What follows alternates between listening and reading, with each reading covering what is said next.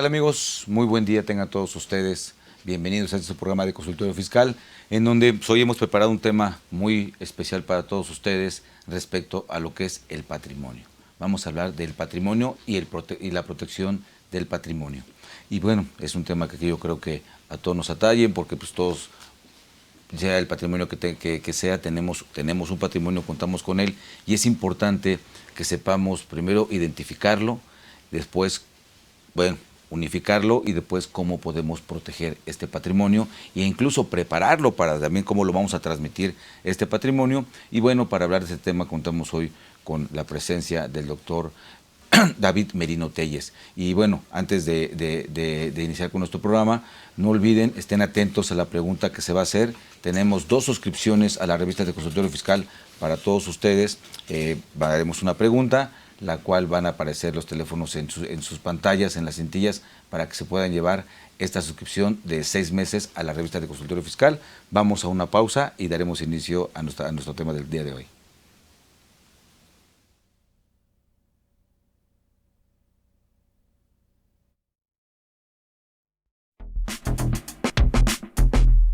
¿Sabes si lo que te dicen es verdad?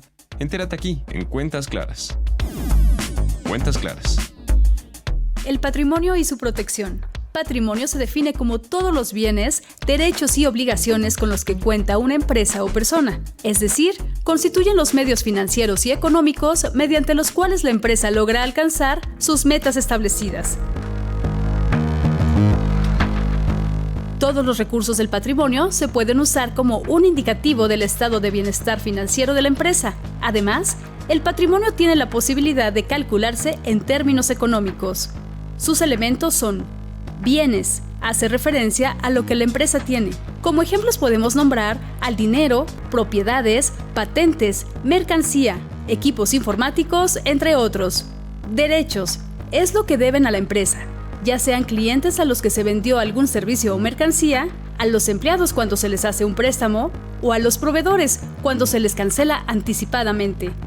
Obligaciones son las cuentas por pagar o las deudas que tiene la empresa con algún préstamo obtenido del banco, los empleados que trabajan para otros o los proveedores que nos han surtido de un producto y aún no se les ha cancelado.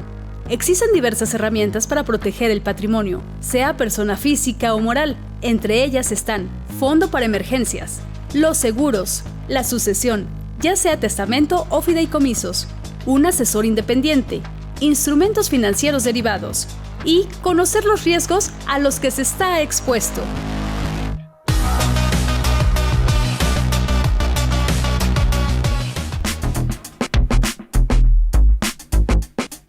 Cuentas Claras.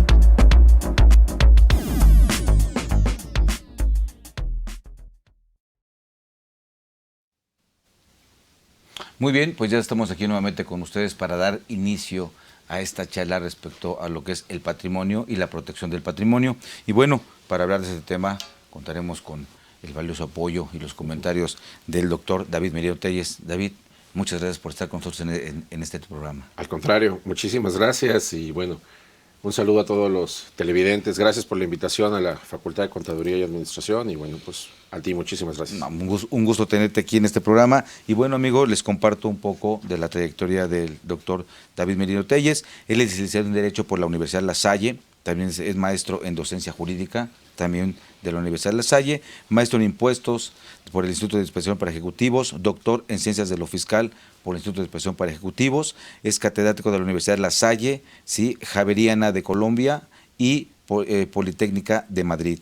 Es director del Grupo de Investigación, Análisis y Opinión de la Comisión de Transparencia y Anticorrupción de la Cámara de Diputados Federal, director de PUD y Compliance del TM Sourcing, autor de diversas obras especializadas y artículos especializados en el ámbito, expositor y ponente especializado en diversas universidades y capacitadores de agrupaciones profesionales del país. Pues es una breve semblanza de tu gran trayectoria, David. Y bueno, un gusto nuevamente. Y este tema del patrimonio creo que es un tema muy importante que nos atañe a todos. Todos tenemos un patrimonio, cualquiera que sea ¿no? Sin verlo del punto de vista materialista, ¿no? Decías mayor o menor, eso no importa. Exactamente. Así es. Pero tenemos un patrimonio que es muy importante protegerlo. Hay veces que pues hablamos mucho del tema patrimonial y según el ámbito en donde estemos, ¿no? A lo mejor pues digamos no estamos en el ámbito empresarial, pero de alguna forma tenemos un ingreso, tenemos bienes, estamos en el ámbito de los negocios, tenemos ingresos, tenemos bienes, o sea, pues estamos en el ámbito de de la empresa, de las personas morales, ¿no? Que también ahí pueden haber todo, desde las pequeñitas hasta las más grandes, pero todos tenemos un patrimonio y hay que cuidarlo, ¿no? ¿Cómo podemos identificar o conocer nuestro patrimonio que tenemos? Pues básicamente yo te diría que el patrimonio es lo que tenemos y lo que no tenemos, inclusive lo que podemos llegar a tener. Es muy interesante, ¿no? De repente la gente cree que no tenemos patrimonio y la realidad es que sí, todos tenemos al menos algo. Y a veces decimos, no tengo ni que caerme muerto, ¿no? Pero tienes algo. Claro. Y finalmente es patrimonio. Yo he comentado ya en alguna ocasión que hasta lo que podemos llegar a tener es patrimonio. ¿Por qué? Porque el patrimonio no nada más son bienes, también son derechos. Entonces, hay ciertos derechos que de repente llegamos a tener de patrimonio que puede llegar a futuro. Casi siempre nos enfocamos en lo que tenemos ahora. Y por desgracia, y eso está cambiando, casi siempre lo identificamos hacia bienes tangibles, cosas materiales que yo puedo tomar. Uh-huh. Pero actualmente ya con la tecnología y esta nueva forma de vivir, los intangibles van tomando cada vez más importancia. Por ejemplo, el tema de marcas, tú puedes decir, es que no tengo nada, no, pero tienes 10 marcas y esas 10 marcas valen. El tema de derechos digitales también. Hay gente que tiene criptoactivos, que en realidad es un intangible, y ahí lo tiene. Gente que tiene derechos de cobro, derechos hereditarios. Pasa en los juzgados, ¿no? Que te dicen, oye, soy una empresa que se dedica a vender remates. Te vendo los derechos litigiosos del inmueble. No te están vendiendo el inmueble, te están vendiendo los derechos de un proceso para que al final, si el proceso sale bien, pues te quedes o te adjudicas un inmueble. Entonces, estamos acostumbrados no a pensar en los derechos, sino más en bienes como tal. Y no está mal, simplemente es conceptualizar un poquito diferente, pero todos tenemos un patrimonio. Sí, dimensionar bien ese concepto, no todo lo que abarca, que no nada más sobre bienes materiales. Así es. Muy bien, y por ejemplo, hablando en cuestiones, vamos a llamarle del de a pie, ¿no? La persona común y corriente, en ese sentido, ese patrimonio que tiene, ¿cómo lo identifica y cómo lo puede proteger, David? Bueno, identificarlo es muy sencillo, ¿no? De entrada, pues es lo que es tuyo. Un auto, una casa, una cuenta de banco, un reloj, la ropa, o sea, lo que es tuyo, lo que es de tu propiedad o compartido con alguien más, porque tenemos la figura de la copropiedad. Uh-huh. Bueno, esa es parte inicial de tu patrimonio, ¿no? Entonces es importante identificarlo. Pero también de repente cosas que son susceptibles de ser tuyas. ¿A qué me refiero?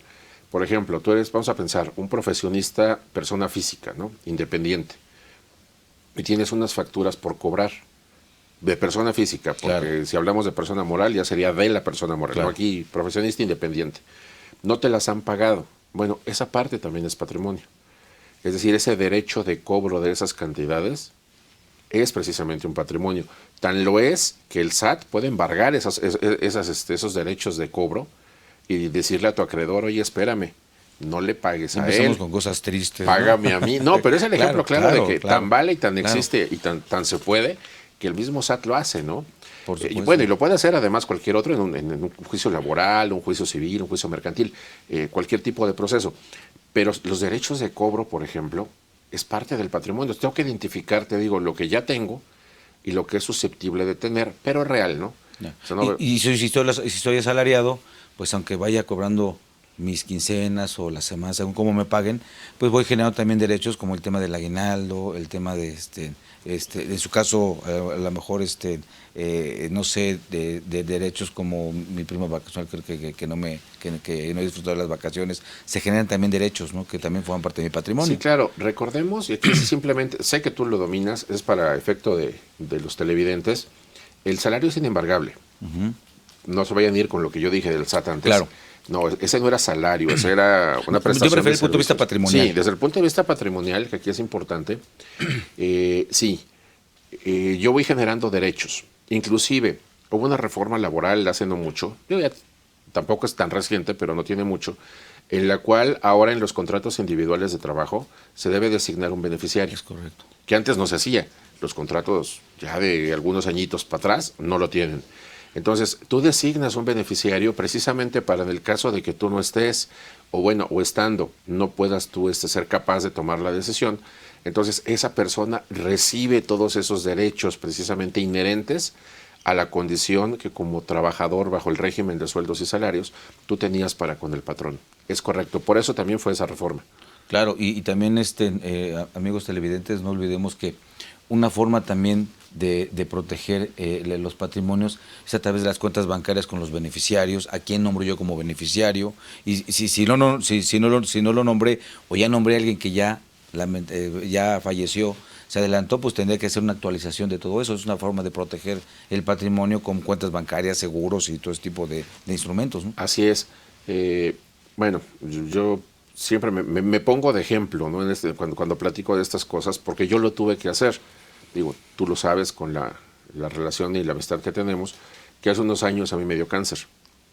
Entonces, cuando he tenido muchas cirugías en estos años, muchos procedimientos quirúrgicos, Claro. Y yo tuve que sentarme y hacer, y recomiendo que lo hagan, por eso lo comento, sentarte, tomarte 2 horas, creo que no lleva más de ese tiempo, y hacer un repaso de toda la parte financiera que tienes, es decir, a ver, ¿cuántas cuentas de banco tengo? ¿Hace cuánto las abrí? ¿Y a quién designé como beneficiario? Y el caso real es, cuando yo abrí mi cuenta, que tiene ya muchos años en una institución bancaria, yo estaba soltero. Luego me casé con la que fue mi primera esposa, y ella era la beneficiaria. Y luego pasaron ya varios años, y yo nunca me acordé de hacer el cambio de beneficiario. Y luego tuve a mi hija. Entonces, mi hija no aparecía como beneficiaria, por ejemplo. Y luego me divorcié y luego me casé con mi actual esposa y seguía de beneficiaria la primera. O sea, era un lío ya personal ahí, pero no fue por otra cosa, Claro. sino porque nunca lo actualicé. Por supuesto. Y el tiempo fue pasando. Entonces, ¿por qué les cuento esta anécdota? Porque es importante que nosotros nos demos 2 horas, 1 hora, no creo que pase más de ese tiempo. Yo me tardé casi 2 horas, porque tuve que buscar los papeles. Si eres ordenado y los tienes a la mano, te vas a tardar 20 minutos. De decir, a ver, estas son mis cuentas patrimoniales, ¿no? Puede ser de cheques, de ahorro, de nómina, algún crédito. Claro. Porque si tú falleces, alguien fallece y está al corriente en el crédito, el seguro paga. Por supuesto. Pero tiene que haber un beneficiario. Entonces, el crédito de la casa, el crédito del carro, el crédito personal, ¿quién está como beneficiario en esas cuentas? Y entonces es tomar la computadora, hacer una carta, que nada más le vas cambiando el nombre del banco y el número de cuenta, y ahí vas diciendo, de la cuenta tal designa ahora como beneficiario listo. Vas al banco, las entregas, en un par de bancos me dijeron, ¿sabes qué? No es así, nosotros tenemos nuestro formato, lo llenaron, lo firmé, listo. Claro. O sea, con eso solucionas una gran cantidad de problemas si tú llegas a faltar.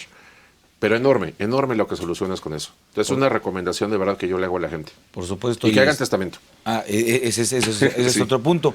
El tema de testamentario como protección del patrimonio y también como transmisión de este patrimonio, ¿no? Porque también funge en ese aspecto como punto protector. Y también hay una figura, ¿no? Ya que estamos hablando de este sector, que bueno, creo que ahí en este sector muchos entramos en la parte familiar de la protección. Se habla mucho del tema del patrimonio familiar, ¿no? Sí. Y como que lo identificamos y decimos, todo esto está protegido. El tema es, ¿de verdad lo tengo protegido o nada más porque es donde yo habito? ¿Sí? Donde es mi casa habitación, ya por el simple hecho ya está protegido. Creo que no es así, ¿no, David? No. Es importante mencionar exactamente. Hay 2 figuras que a mí me gustan mucho, que son diversas. Uno es el fideicomiso y otro es el patrimonio de familia.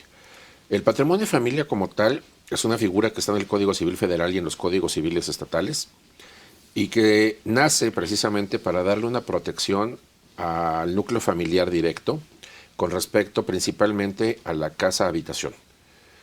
Algunos otros códigos civiles contemplan algunos otros bienes, obviamente el menaje de casa en algunos casos, parcelas, por ejemplo, agrarias. Y de lo que se trata es de que puedas acudir, el titular, el dueño del bien inmueble, pueda acudir ante un juez y decirle, oye, este inmueble que es la casa habitación de la familia, del núcleo familiar, lo quiero incorporar a un régimen que se llama patrimonio de familia. Tiene distintos límites en cada código civil estatal, o sea, cada legislatura estatal pone su límite. En la Ciudad de México son alrededor de 7 millones de pesos, poco más, poco menos. Y mientras el inmueble no pase de ese monto, el juez emite una resolución, bueno, obviamente revisa los documentos, hace el trámite, emite una resolución en la cual ese inmueble se declara patrimonio de familia y esa resolución, esa sentencia, se manda al registro público de la propiedad para su inscripción. Y eso le da la característica de que es inembargable el bien. Claro. ¿Por qué? Porque es el patrimonio precisamente de la familia. Obviamente no puedes incorporar, y ahí hay que ver la legislación de cada estado, pero no puedes incorporar otro tipo de bienes en muchos casos, porque la naturaleza es proteger ese núcleo, ese bien que se convierte en el bien central en muchas ocasiones de la familia. Por supuesto. Y esto es algo muy importante que vale la pena tomarlo en cuenta, considerarlo, porque pues hay muchos problemas de diversas índoles, ¿no? Que puede ser generado por la cabeza de la familia, que podemos hablar papá, mamá o alguno de los hijos, y incide a veces en el patrimonio, ¿no? Digo, lamentablemente lo hemos visto, y esto no aplica de suyo, no aplica de facto. Tenemos que tener constituido nuestro patrimonio familiar para que entonces sí tenga los efectos. Si no lo tenemos, no tendría los efectos. ¿Sí me explico? Aunque sí, pues de vista ahí está, y de hecho ahí lo tenemos, ¿no? Es la casa habitación y está todos los muebles, todos los menajes que usamos, pero también se habla de lo que es el hecho conyugal, ¿no? Cuando por ejemplo, en el Código Fiscal de la Federación, si mal no recuerdo, 157, que se refiere a lo que es inembargable, pero no lo tengo constituido. Y mientras no lo tenga constituido, no tiene ese efecto. ¿Es correcto eso, David? Sí, los efectos van de acuerdo a la figura, que eso siempre es importante. Yo no puedo solicitar los efectos de nada si no tengo constituida la figura. Ahora, el efecto del patrimonio de familia es en vida. En el momento que la persona que constituyó, o personas que constituyeron el patrimonio de familia fallecen, en ese momento entran los efectos sucesorios. Porque mucha gente podría pensar, y no me gustaría, bueno, ya constituyo mi patrimonio de familia. Por cierto, oye David, ¿cuánto cuesta? Pues no te cuesta más que los derechos del registro y los gastos del juicio, porque lo puedes hacer tú solito, inclusive con apoyo de algún abogado del Instituto de Defensoría del Estado, ¿no? Ahora, una vez que falleces, es la parte sucesoria. Claro. Por eso también es importante tener testamentos. El patrimonio de familia no sustituye la parte testamentaria, es importante tener los dos. Y mucha gente luego dice, oye David, fíjate que es muy caro, ¿no? El hacer un testamento, hacerlo como debe de ser, o sea, ir a un notario, que quede en un instrumento público, que se vaya, bueno, el protocolo notarial y luego al Archivo General de Notarías. Fíjense que al menos el Colegio de Notarios se ha esforzado por tener promociones. Septiembre es el mes del testamento, ¿no? Entonces... Que de hecho eso ya se ha ampliado un poco más, sí. Derivado de lo que pasó de la pandemia, hubieron programas que también por las cuestiones de los colegios de notarios se ampliaron y hay varios programas según el estado, ¿no? Y según el tipo de testamento que se quiera hacer. Así es. Y bueno, amigos, estén pendientes, les adelanto un poquito. El siguiente programa vamos a hablar particularmente del tema testamentario y vamos a tener a un notario para que nos dé detalles al respecto, ¿no? Pero es importante conocerlo. Yo siempre he dicho, informémonos de lo que vamos a hacer, informémonos bien para que, no nada más el tema de que si me toman el pelo o no me toman el pelo, sino que yo sepa bien qué es lo que estoy haciendo, que es la parte más importante, ¿no? Así es. Sí, debemos de estar conscientes además de que el hacer un testamento te evita problemas, pero no nada más a ti. A futuro evita muchas contingencias y muchas situaciones. Mira, la gente podrá estar de acuerdo o no con lo que tú dispusiste en tu testamento, pero ya hay precisamente una instrucción. Hay un qué hacer y cómo hacerlo. Claro. A diferencia de una sucesión intestada o intestamentaria, en la cual de repente pues se dan muchos temas, ¿no? Entre familia de repente, tú pensarías que no, pero de repente son de los temas más complejos que puede haber. Está clarísimo, lamentablemente se pierden muchas cosas de los lazos familiares por un tema como ese. Y fíjate que hay una figura que, por supuesto, creo que tú la debes de conocer muy bien, que son los acuerdos familiares, ¿no? Sí, claro. Aquí en México no manejamos mucho esa figura de los acuerdos familiares, que es previo a lo que tú gustes y mandes, es acordar con la familia, oye, cómo le haremos con los bienes o con los negocios si es que existen, y se llega a un acuerdo y se documenta el acuerdo, ¿no? Y se respeta el acuerdo, pero sí va en función de platicarlo en familia y también viendo los intereses de cada uno. Hay veces que alguien dice, no, pues a mí no me interesa ni la casa, ¿no? Porque yo quiero andar viajando de aquí para allá, o yo me voy a tal lugar, o simplemente yo sí la quiero, ¿no? Por cuestiones estimativas, qué sé yo, pero cada quien va estableciendo los intereses hasta que se llega a un acuerdo familiar, que yo creo que eso puede mitigar muchos pleitos a futuros, o en el momento puede también levantar mucho polvo, ¿no? De función de lo que se pueda decidir. Sí, el tema de empresas familiares en México es verdaderamente interesante y un poco complejo. Según estadísticas que son muy conocidas, más o menos el 95% de las empresas de este país son pymes. Claro. Micro, pequeñas y medianas, ¿no? MIPYMES, que le llaman. Y de ahí, curiosamente, según la estadística, la última que yo leí, que ya tiene un tiempito, pero fue este año, el 80% de las empresas de esas son familiares, en mayor o menor medida. ¿Y eso qué quiere decir? Quiere decir que la economía se vuelve cíclica dentro del mismo entorno, pero también las decisiones son muy complejas en ocasiones por intereses personales y ya no por intereses corporativos, como claro. debería de ser. Existimos, porque ahí me considero yo, y lo practico, los asesores de empresas familiares. Es decir, no solo vemos el tema del desarrollo corporativo de la empresa, sino de cómo está constituido el consejo de administración, claro, cuando hay consejo, porque muchas veces el pater familias, pues es el patriarca y es el administrador único, ¿no? También vemos cómo se trabaja la parte familiar, es decir, cuántos hijos hay, si están casados, si están solteros, qué edad tienen, qué patrimonio es el que tiene la familia, si ese patrimonio forma parte de la empresa o no, porque muchas veces el patrimonio familiar sale de la empresa y se queda en cuentas concentradoras, en fideicomisos, en instrumentos de inversión, y entonces ahí nace un concepto que se llama Family Office, que es precisamente la oficina patrimonial de la familia, que no tiene nada que ver con la empresa. Claro. Y son las inversiones externas o side business, que se les llama, que son independientes del core business, que es donde nace todo el tema.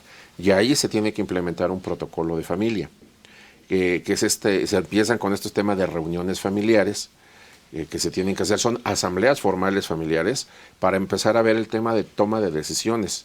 Y en caso de que alguien falte, bueno, ¿qué va a suceder? Son temas verdaderamente complejos y sobre todo de las mayores decisiones es cuando el guía, el padre, la madre, que son los que llevan la empresa, tienen que empezar a decidir en caso de que ellos falten cómo se va a manejar la empresa. ¿Cuál de los hijos es el que se quedaría como responsable? O si va a ser un consejo, pero ¿qué tal que se llevan bien? ¿Qué tal que no? ¿Qué tal que se casan con alguien que solo quiere el dinero? Digo, es feo decirlo, pero existen los casos. Oye, ¿qué tal que se divorcian? Y entonces, ¿qué va a pasar? Porque se pone en peligro el patrimonio. Son muchas cosas las que tenemos que ver los que nos dedicamos a esos temas. De hecho, en muchos casos, esas pláticas previas son muy importantes antes de tomar decisiones o de decidir para orientar porque hasta incluso la educación, ¿no?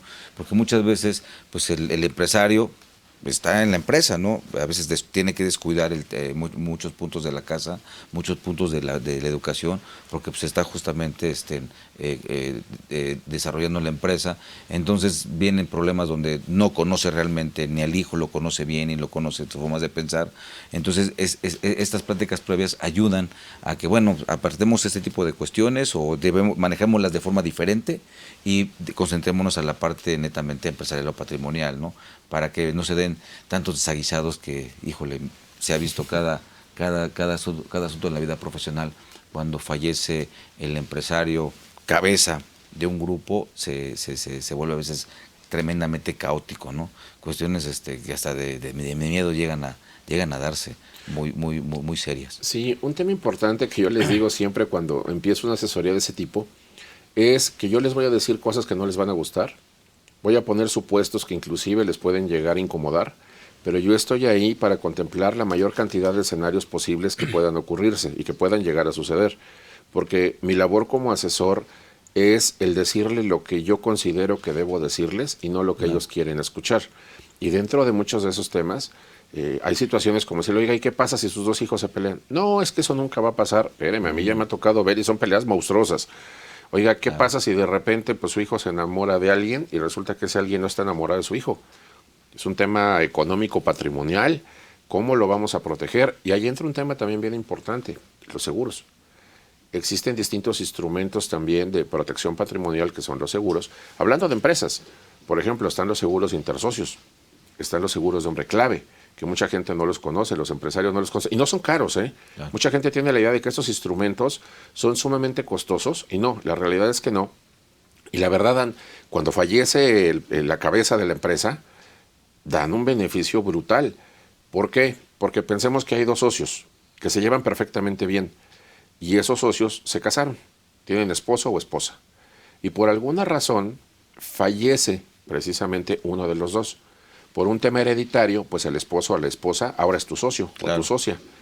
El problema no es que te lleves bien o mal, el problema es que a lo mejor no sabe o no conoce del negocio. O, por la razón que quieran, personal o profesional, no quieren ser socios. Y ahí viene el tema de me compro, me compras, ¿qué hacemos? ¿A cuánto? Sí, claro. No te vendo. Se empiezan a bloquear los temas corporativos. Si hay inmuebles no se pueden vender ni rentar. Es un tema.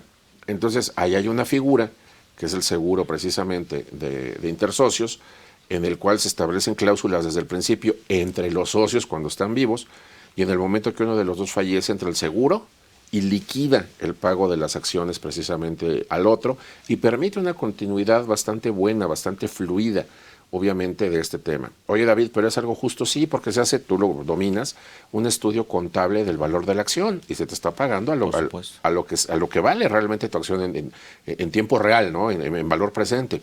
Entonces, son figuras, instrumentos que permiten de repente destrabar muchos de estos temas y que además es deducible de impuestos. O sea, si lo quieres ver así, hasta tiene un beneficio doble, claro, ¿no? Porque es deducible.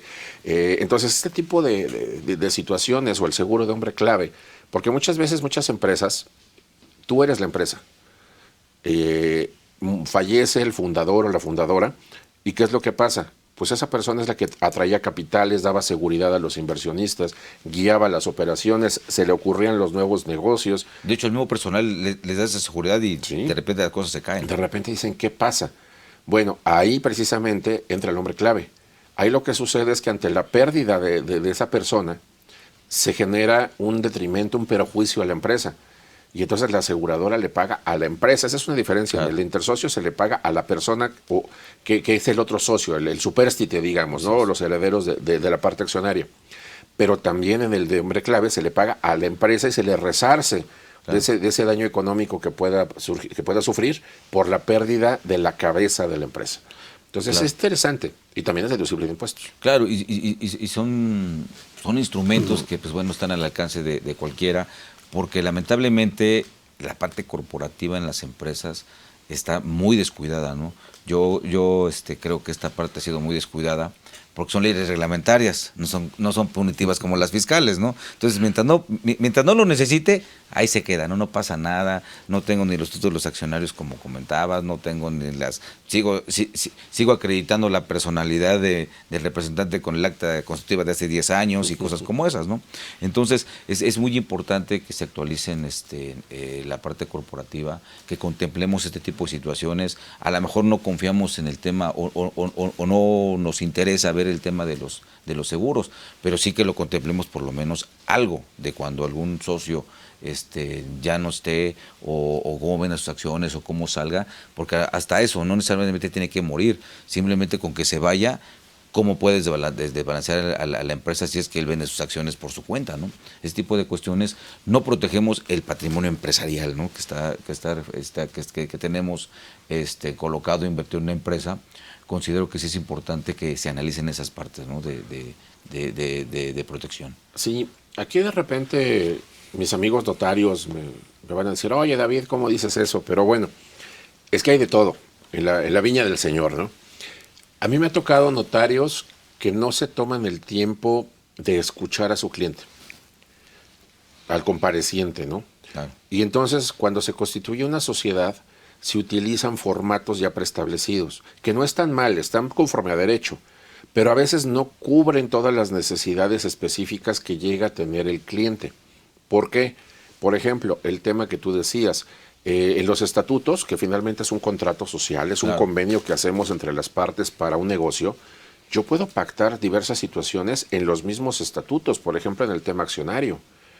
El tema, por ejemplo, de decir, oye, obviamente hay un derecho de tanto, derecho de preferencia para la compraventa, pero yo puedo robustecerlo si yo lo quiero hacer. Inclusive puedo prevenir en muchos de los casos algo que se llama compra hostil, que generalmente se da más en temas de bolsa, etcétera, pero también hay figuras muy parecidas en el ámbito no bursátil, no financiero. Entonces, yo puedo hacer de tal forma mis estatutos que pueda darme beneficios a futuro, ya en la operación de la empresa. No solamente es el constituir la empresa, decir quiénes son los socios, cómo se llama, a qué se va a dedicar, y se acabó. Todas las demás cláusulas son casi las de cajón. No, hay muchas de esas que los que somos asesores patrimoniales nos encargamos precisamente de desarrollar conforme las necesidades particulares de cada uno de los socios. Y eso inclusive... Que a veces caes gordo porque dicen, ¿cómo eso? No, lo importante es, ahora sí que vamos a la materia, el negocio, ¿no? Que eso es lo que, la parte que es la preocupante, ¿no? Que quede muy bien, y la otra se descuida. Y ahora sí que no hay efecto hasta que no ocurren las cosas. Claro, y inclusive sucedió con las leyes en México. De repente se crea hace unos años la SAPI, la Sociedad Anónima Promotora de Inversión, que no está en la ley de sociedades mercantiles, está en la ley del mercado de valores. Y de repente tú veías todos los beneficios corporativos internos que podía tener una SAPI. Y la SAPI tiene un tema importante. La SAPI y la SAP, la Sociedad Anónima Bursátil, están diseñadas y están en esa ley porque están pensadas para poder bursatilizar y salir a bolsa y todo esto. Pero no hay un impedimento para que la puedas utilizar sin salir a bolsa. Entonces empezaron a constituir muchísimas SAPIs que nunca iban a salir a bolsa, jamás, pero por el beneficio corporativo que ya traían en la ley. ¿Qué fue lo que sucedió? Pues se percataron de esto y entonces se modificó la Ley General de Sociedades Mercantiles y los artículos se perfeccionaron de tal forma que ahora son muy parecidos a lo que puede dar la SAPI, por el tema de beneficios corporativos que puedes poner en los estatutos. Por supuesto. Sí, y aquí el tema es pues, no abusar, ¿no? Así es. Nada más no abusar, usarlo para lo que es. No simular, no exactamente, abusar. Exactamente, no simular, porque entonces ya ponemos en riesgo el mismo patrimonio. Correcto. Y no nada más el del propio, sino el de posiblemente el de terceros, ¿no? Así es. Y un punto importante es que, bueno, dentro de todo esto analicemos qué es lo que nos están ofreciendo, ¿no? Porque de repente hay ofertas parecieran muy bonitas, pero la verdad son riesgos, ¿no? Que se están estableciendo. Finalmente creo que nada es dentro de lo que está dentro del derecho, ninguna figura es mala. El problema es cómo lo usamos, ¿no?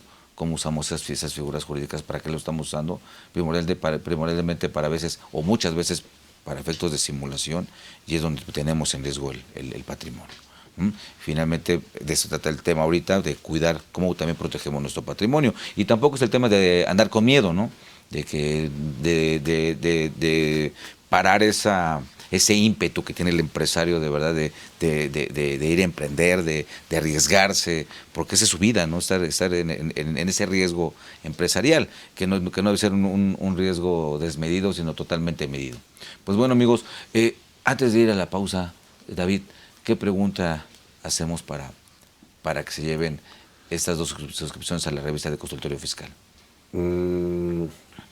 Pues estaría interesante, digo, a lo mejor es un poco larga la respuesta, pero alguien que nos explique la diferencia entre un seguro intersocios y un seguro de hombre clave. La diferencia entre el seguro intersocios y el seguro hombre clave, ¿no? ¿Con que nos la mencionen? Con que nos la mencionen. Ok, que nos mencionen 2 diferencias. Que está muy sencilla, sí. Perfecto. Entonces, ahí tienen la pregunta, amigos. 2 diferencias entre el seguro intersocios y el seguro interclave, el seguro intersocios y el seguro de hombre clave que hace rato comentamos, ¿no? Bueno, pues vamos a ir a una pausa y continuamos con nuestro programa.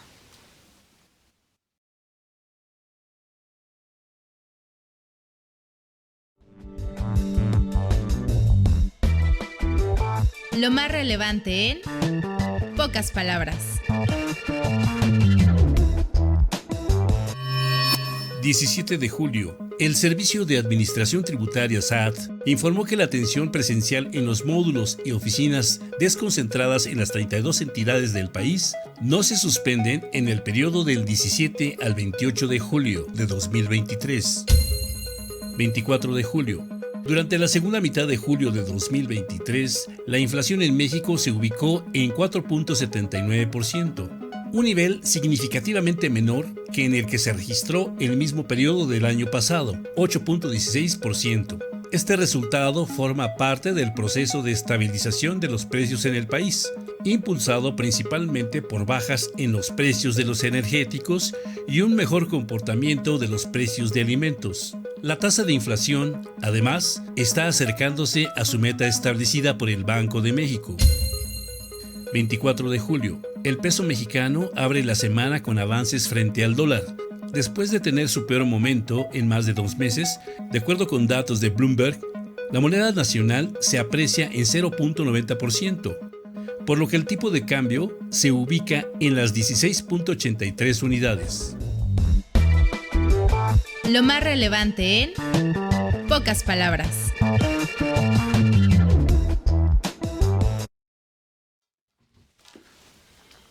Muy bien, amigos, pues estamos aquí en su programa de consultorio fiscal hablando de ese tema de lo que es el patrimonio y su protección. Se hizo una pregunta antes de ir a la pausa. Ya alguien, gracias, amablemente nos dio la respuesta por aquí por nuestro Facebook, que también agradezco a todos los que nos están acompañando, todos los cibernautas que nos acompañan por Facebook y por todas nuestras redes sociales. Nada más que la respuesta, por favor, dénosla a los teléfonos que están apareciendo en su pantalla, o que en las entidades de la pantalla, en los números telefónicos, por favor, ahí mándenos la respuesta y con todo gusto. Pues David, hay algunas preguntas de Claro, nuestros amigos que nos favor. están acompañando. Y, Si no las sabemos, las contestamos y si Por no, les supuesto. inventamos algo. No hay problema. y si no, pues hay que ampliarlas, ¿no? Claro.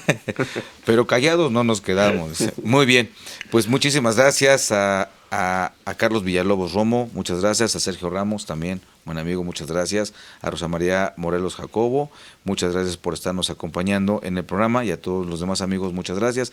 Y fíjate, pregunta Rosa María Morelos Jacobo, dice, saluda, dice una pregunta, no sé si pudiera hacer favor de contestarla. Un beneficiario de una cuenta bancaria, ¿cuánto tiempo tiene para solicitar ese derecho? Bien. No es mala contestación, es que es según el contrato. Es importante que nosotros sepamos que cada entidad financiera, y eso es importante, no me estoy refiriendo solo a bancos, sino al sistema financiero en general, que son bancos, aseguradoras, SOFIPOS, SOFOMES, uniones de crédito, fiduciarias, en fin, todo el sistema financiero en general firma un contrato. Y en ese contrato viene el tema de beneficiario. Ah. Dentro de ese contrato se especifica, en muchas ocasiones, no siempre, los términos que se tienen. Ahora, en muchos casos no hay un término. Tú puedes llegar y notificar el deceso de la persona, pero sí tienes que notificar, o sea, no es que la financiera se entere que alguien falleció e inicie un proceso de oficio. No, tiene que ir alguien a decir, oigan, aquí sucedió esto, aquí está el acta de defunción de esta persona, y obviamente eso se manda a dictaminar al área legal de la entidad financiera y comprobando que el acta es legítima, que fue legalmente expedida, etcétera, bueno, se inicia el proceso de entrega de los recursos a los beneficiarios conforme está. Ahora, ¿qué sucede? Que esa es la otra parte. Si no se designaron beneficiarios o si estos beneficiarios ya no están con nosotros o no quieren aceptar, porque también ha habido casos, ¿no? Yo no quiero nada de él. Claro. Ok, en ese caso, pues los recursos se ponen a disposición de la sucesión. Se tendrá que iniciar un trámite sucesorio, en el cual en una de las etapas está el inventario, y dentro del inventario, pues se tendrá que manifestar por el albacea la existencia de esas cuentas, Claro, o esos recursos, o esos bienes o derechos. por supuesto. Sí, y es un punto importante porque, sobre todo ya con las personas de avanzada edad, digo, todos nos podemos morir en cualquier momento, ¿no? Pero es muy común que con las personas de avanzada edad, y te digo por vivencia propia, con mi señor padre así pasó, pues de repente ya no mueven mucho sus cuentas. Ellos tienen los datos, tienen fechas de nacimiento, ven más o menos las edades, y de repente ven que las cuentas no se mueven por mucho tiempo, y empiezan a hacer esos movimientos, y hacen movimientos, nadie reclama, dicen, a lo mejor ya se murió y no le avisó a nadie que era beneficiario, cosas como esas, ¿no? Y hacen movimientos de las cuentas bancarias, primero hacen movimientos pequeñitos y luego ya hacen movimientos más importantes en función del saldo que se pueda tener en la cuenta, ¿no? Entonces, aquí yo me permito hacer una recomendación, pues, si tenemos cuentas bancarias dentro de esos, vamos a llamarle a esos acuerdos familiares, pues sí avisar, ¿no? Avisar a alguien que, mira, en tal lugar, por lo menos ahí tengo mis documentos, tengo mis papeles, o vayan al banco, porque si siempre resguardamos y los documentos nunca se encuentran, y yo no sé si tenía una sola cuenta bancaria, cuántas cuentas bancarias tenía el papá, el abuelo, quien sea, y hay veces que se quedan ahí los patrimonios, ¿no? ¿Cuántas cuentas están ahí paradas? Y en lo que se hace la investigación, o a través de la cuestión sucesoria se hace la investigación, si hay cuentas o no hay cuentas, pues es un proceso tardado, ¿no? Y hay veces que dicen, pues sí hay, pero pues nomás hay 10 pesos. Y a ver, ahora métete a otro pleito para hacer la averiguación en el banco, ¿no? Muy bien, tenemos otra pregunta de José de la Fuente, muchísimas gracias.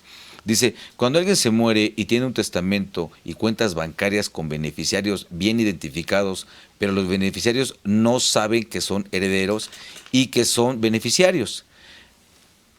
Él pregunta, ¿quién avisa a los beneficiarios que el tío murió? ¿El banco, el notario o nadie? ¿Qué pasa si el beneficiario, qué pasa con el beneficiario? Ha de ser, ¿no? Si nos quiere aclarar. Sí, aquí es sencillo, ¿eh? Básicamente, puede haber o no haber testamento. Cuando una persona fallece, bueno, si hay testamento, pues se sigue lo que está establecido en el testamento, y la sucesión, pues obviamente se puede llevar por un notario. La sucesión intestamentaria se puede llevar por un notario o por un juez, dependiendo de la legislación del Estado. En la Ciudad de México se puede llevar por cualquiera de los dos. Ahora, para que se lleve ante notario, tienen que ser, no debe haber menores de edad, que ese es uno de los temas importantes, a menos que me hayan cambiado los requisitos en los últimos años. Tiene un tiempo que yo no veo estos temas de sucesión, pero los requisitos eran ese. 2, que los bienes se encuentren, sobre todo los inmuebles, en la Ciudad de México, porque si no el notario no tiene competencia o facultad, y que estén todos los herederos de acuerdo, que no haya ninguna controversia, ¿no? Si no, bueno, ante el juez. Ahora, ¿qué sucede? De una o de otra forma, pues hay un albacea. Y el albacea pues tendrá que rastrear, porque eso es importante. No puedes heredar o legar lo que tú no conoces. Diferencia, heredero es el que recibe todo o una parte, pero en forma global. Y legatario es el que recibe solo un bien específico. Tú puedes nombrar uno o varios herederos en porcentajes iguales o diferenciados. Claro. Y legatarios, pues le vas dejando bienes específicos. Entonces, ahí lo que sucede es, fallece la persona, pues se abrirá una sucesión, porque tiene que abrirse a fuerzas de una o de otra forma. Y ahí es donde tú te vas a dar cuenta en el testamento, si es que hay, qué es lo que le dejaron a cada quien, y debe haber un inventario, si es que se hizo así. Si no, pues de forma universal, y alguien tendrá que rascarle a ver dónde están las cuentas. Por eso es muy importante lo que tú mencionas de dejar en un lugar, decir, bueno, las cuentas son estas, los bienes son estos. O 2, en el intestado, y en el inventario se menciona. Y precisamente tú dices, oye, fíjate que mi tío, mi papá, quien sea el de cuyos, la persona que falleció, tenía una cuenta en tal banco. Entonces, pues bueno, se incorpora esa cuenta al inventario, y ahí el banco es el que dirá, oye, en términos del contrato, aquí se designó beneficiario a tal. Y ahí es donde se le avisa. ¿Quién le avisa? El albacea solicita que emitan un oficio llamando a juicio a tal persona para que manifieste si quiere o no quiere lo que le dejaron, ¿no? Ahora, el tema es dónde lo encuentras, porque esa es la otra, ¿no? Puedes saber sus datos o puedes no saberlos. Si lo sabes, pues llega un oficio, una notificación. Si no lo sabes, pues tendrás que hacerlo como se contempla por edictos, ¿no? Claro. O en publicación en un diario, dependiendo del código procesal de cada estado. Claro. En este orden de ideas es importante que nos informemos, insisto, para saber qué es lo que vamos a hacer. Porque si es importante, y tomo la pregunta que nos hicieron favor de hacer, salvo tu mejor opinión, David, cuando tengo el testamento y nombro a un heredero universal, de lo que no mencioné, por ejemplo, ¿no? Mencioné mis autos, mencioné mi casa, mencioné esto, y dije lo demás, y ahí no entran las cuentas bancarias. Pero en el banco, en mi cuenta bancaria, tengo a un beneficiario, o a varios beneficiarios, ¿no?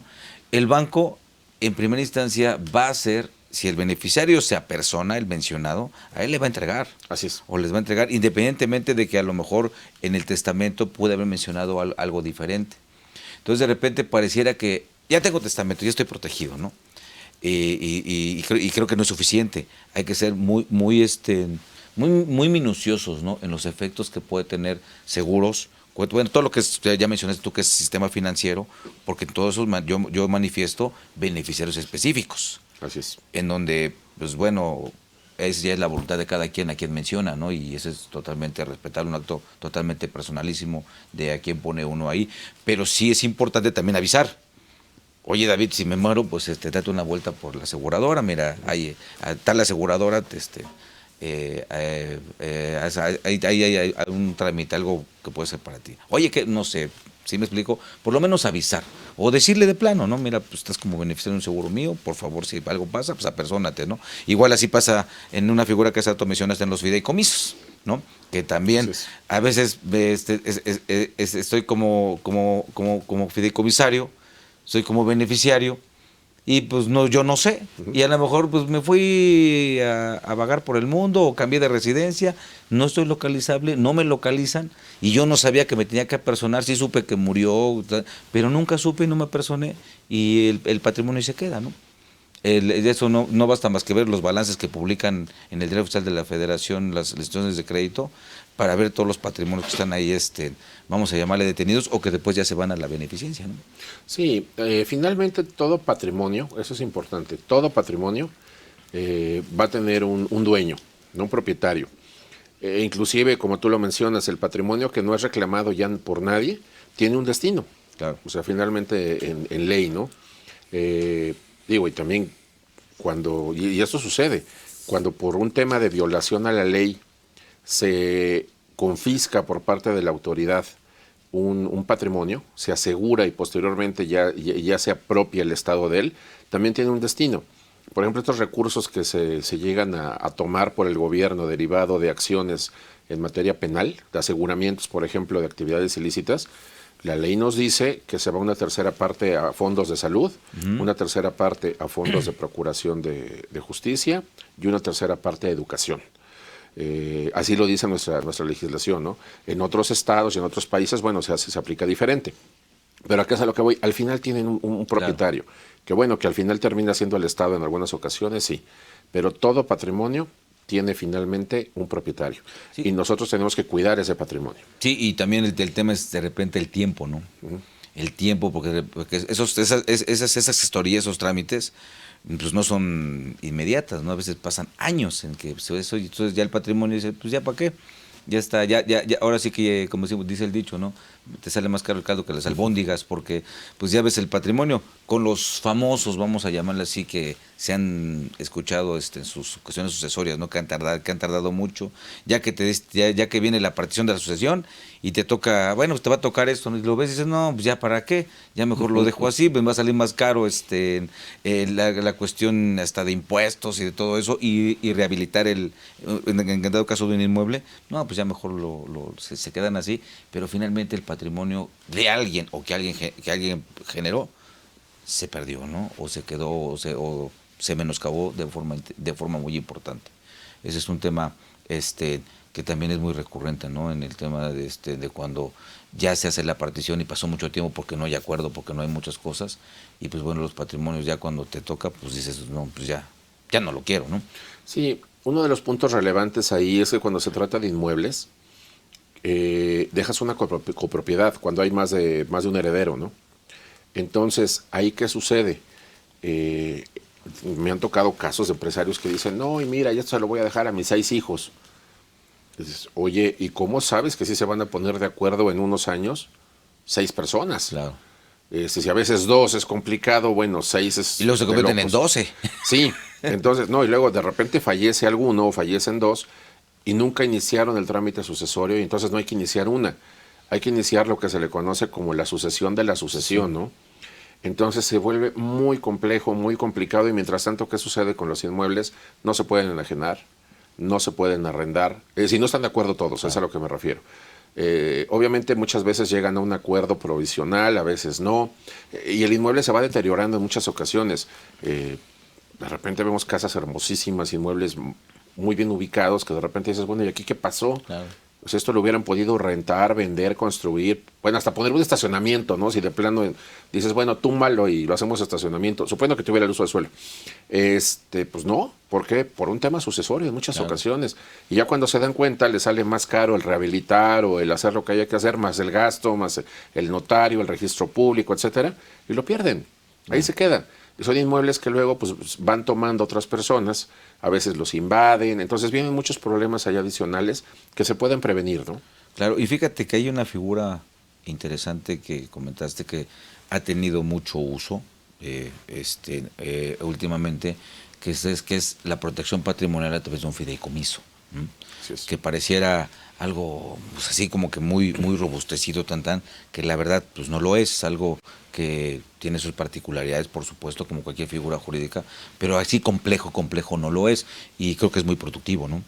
Sí, el fideicomiso como tal, para los televidentes que no lo conocen, es una figura jurídica en la cual una o varias personas aportan a un tercero, que es el fiduciario, derechos o bienes que son fideicomitidos, para que terceras personas, que puede ser el mismo que lo aportó, cabe aclarar si puede ser la misma persona, lo disfruten o reciban el beneficio precisamente de ese bien o derecho inmediato o en algún momento determinado, porque puede haber fideicomisos con alguna condición muy particular. Tiene varias finalidades, pero en protección patrimonial tiene que ver también con la administración del patrimonio, con la garantía de la existencia del patrimonio, y muchas entidades pueden ser fiduciarias, es decir, puede ser una institución bancaria, por ejemplo, pero también una sociedad financiera de objeto múltiple si estamos hablando de temas de fideicomiso de garantía. Entonces, si yo tengo patrimonio en acciones, en derechos de cobro, en valores, yo los puedo aportar precisamente al fideicomiso para que el fideicomiso los administre, se queden en garantía y los esté custodiando. Rendimientos futuros, por ejemplo, al decir, oye, las utilidades que generen este grupo de acciones van a entrar a una cuenta del fideicomiso. Y ahí se van a guardar. Y en el momento que yo falte, pues se va a repartir de esta forma entre los hijos, entre los sobrinos, entre quien tú dispongas, ¿no? Inclusive el tema de pago de ciertas cantidades periódicas también se puede pactar. Inmuebles también ahí, para que no se deterioren y todo esto, se ingresan al fideicomiso y quien está en garantía, pero además quien lo administra y ve por el inmueble es el mismo fiduciario, con cargo a la cuenta bancaria de donde se van generando. O sea, el fideicomiso es tan amplio como tú lo quieras hacer, es sumamente seguro, y la realidad es que no es tampoco un instrumento que resulte costoso, ¿no? Obviamente las entidades bancarias son un poco más costosas que el sistema financiero no bancario, como sería una SOFOM, pero depende también, pues tú finalmente quién quieras que lleve la cuestión fiduciaria. Es muy interesante la figura, muy segura, yo la recomiendo muchísimo. Y la verdad es que además pues se realiza ante todas las entidades de ley, ¿no? Notarios, registro público.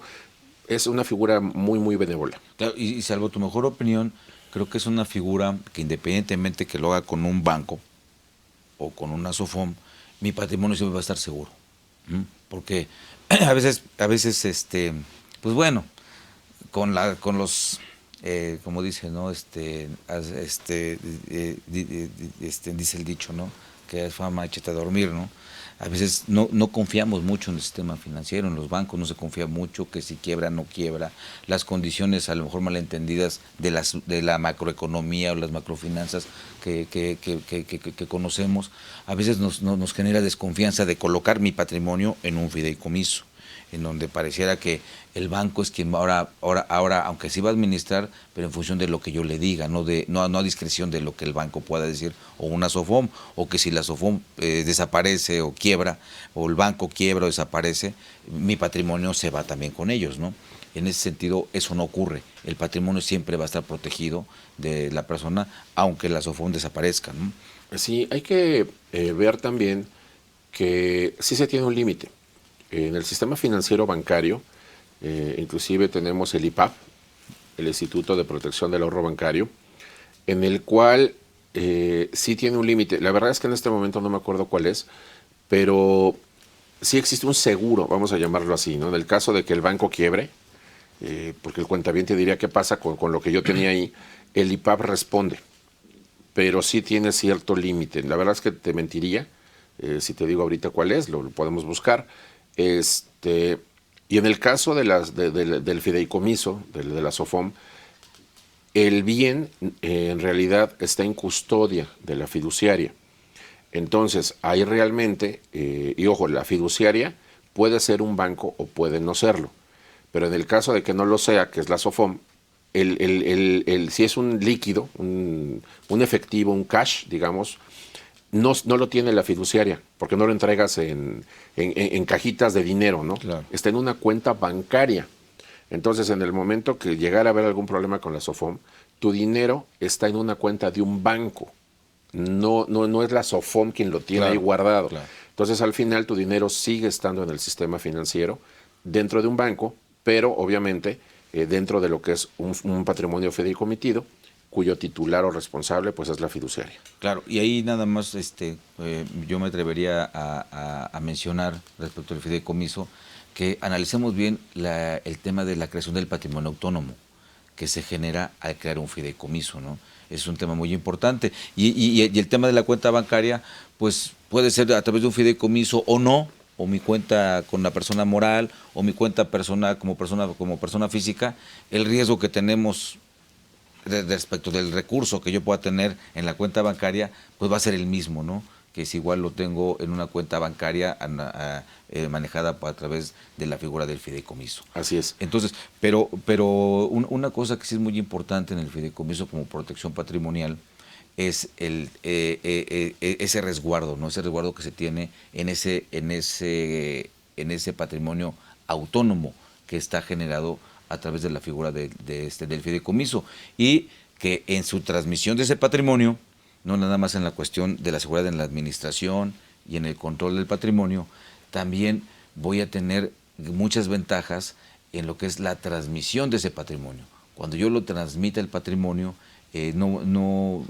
puedo yo eliminar muchos efectos que se pueden dar cuando hago yo un testamento, ¿no? Es correcto. En ese sentido, eso es un tanto cuanto más seguro, no nada más de que se cumpla mi voluntad de dónde yo quiero que quede mi patrimonio, sino que también evito a lo mejor posibles conflictos, ¿no? En donde la cuestión de la sucesoria a veces se traban, entonces en esos roces personales que se dan, pues bueno, pasan cosas de terror. En cambio, con el fideicomiso, pues esto es tuyo y se acabó, ¿no? Y oye, ¿qué le tocó a él? Pues quién sabe, ¿no? A ti te tocó esta taza, ¿qué hago con la taza, no? Sí, es lo que te comentaba, que finalmente puedes estar de acuerdo o no, pero al menos hay una disposición, pues, repito, con la que podrás tú congeniar o no, pero se tiene claridad respecto al patrimonio. Acabo de verificar lo del IPAP, el seguro de depósitos bancarios es por alrededor de 3 millones de pesos. Es decir, quien tenga hasta 3 millones, bueno, le pagarían total. Íntegro. Y el que tenga más, pues hasta 3 millones. Ese es el seguro de depósitos bancarios que tiene el IPAP. Es lo que acabo de verificar y es lo que encontré.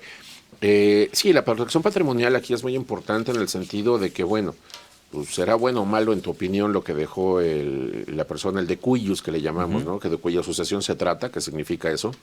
Pero finalmente, pues fue su disposición. Oye, que mi papá no me dejó absolutamente nada, pues quién sabe por qué, pero pues a ti no te tocó, pero él sí, como tú dices, ¿y qué hacemos con esto? ¿Lo tomas, no lo tomas, te lo transfiero o no? ¿Qué sucede? Entonces, sí es muy importante el tema de protección patrimonial. Ahora, lo que yo sí quiero recalcar, y lo comentamos ahorita antes de la pausa, es no simular, porque eso es muy importante, y no mentir.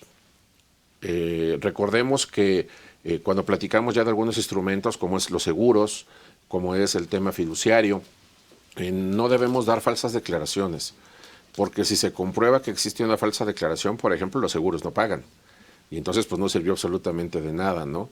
Y también el reconocer que estos instrumentos son de protección patrimonial, pero de ninguna forma de ocultamiento de bienes. Claro. Porque también mucha gente lo quiere ver así, ¿no? Oye, es que fíjate que traigo un tema con en materia de derecho familiar, ¿no? Me estoy divorciando, o el tema de una pensión alimenticia, me estoy peleando con mi socio, o tengo un tema con el IMSS porque no pagué a mis trabajadores. Quiero una demanda laboral, ¿no? Quiero ocultar el patrimonio. No, a ver, no es para eso. Nosotros estamos hablando aquí de una protección patrimonial pura.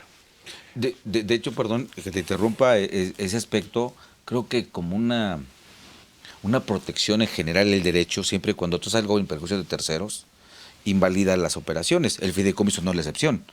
La misma ley general de título de presión de crédito lo prevé. Cuando tú lo haces en perjuicio de terceros, el fideicomiso queda sin efectos. No, y muchos se van todavía al tema del secreto bancario. Bueno, a mí me tocó hace como 2 semanas todavía ir a una charla en la cual yo fui como oyente, como asistente, participante, y decía el expositor, es que lo que yo les recomiendo es que tengan una cuenta bancaria fiscal y una no fiscal. Y yo dentro de mí dije, bueno, se quedó en los 80s, una cosa así se manejaba, ¿te acuerdas? Sí, Durante mucho tiempo. Y fíjate que lamentablemente que lo comentas, esa idea todavía, pero la escuchas todavía más o menos constante en el tema de mi cuenta fiscal y la no fiscal, ¿no? Sí, o sea, esta cuenta lamentablemente. Así de, no, todas las cuentas ahora son pero abiertas. Pues un ponente no puede, digo, pues estás preparado para ello, no puedes hablar de eso, ¿no? No, yo no dije nada, pero dentro de mí, dentro de las personas que estábamos, Claro, porque eran mesas claro. redondas, o sea, fue un desayuno, exposición. En la mesa fue así como, oigan, eso ya no aplica desde hace tiempo, pues sí. Claro. Nadie se lo dijo al ponente abiertamente, pero sí el comentario fue así. ¿Por qué te lo comento? Porque ellos se van mucho al tema de cómo era el secreto bancario antes y cómo era el secreto fiduciario. A ver, actualmente ya las cuentas bancarias son abiertas. Claro. Obviamente, si tú vas y preguntas a una sucursal, no te dicen, pero si pregunta a una autoridad, Por supuesto. eminentemente se dice quién es el beneficiario, quién es el titular. Ojo, quién es, muchas veces hasta el cliente usuario. Tenemos los temas de geolocalización también, que no geolocalizan la persona, pero sí el dispositivo del cual por el accedes IP, a la ¿no? cuenta. Creo. Sí, en fiduciario es lo mismo. Muchos dicen, es que lo meto en un fideicomiso porque nadie va a saber. No.